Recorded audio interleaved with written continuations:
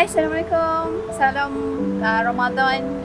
Dah 2 minggu kita berpuasa. Selamat berpuasa pada semua. Hari ini kita berada di Pusat Jagaan Amal Ashura.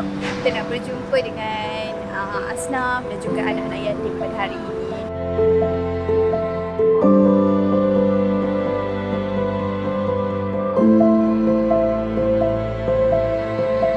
Hari ini kita nak beli baju raya untuk diorang dan kita nak bagi duit raya.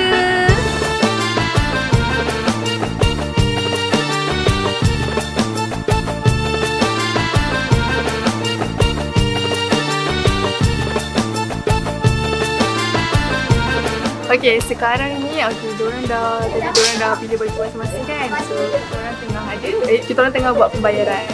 Daripada baju lelaki, baju perempuan semua. Sekarang ni kita tengah proses pembayaran dah. So kejap lagi, after dah siap pembayaran, kita akan keluar and then habislah hari ni.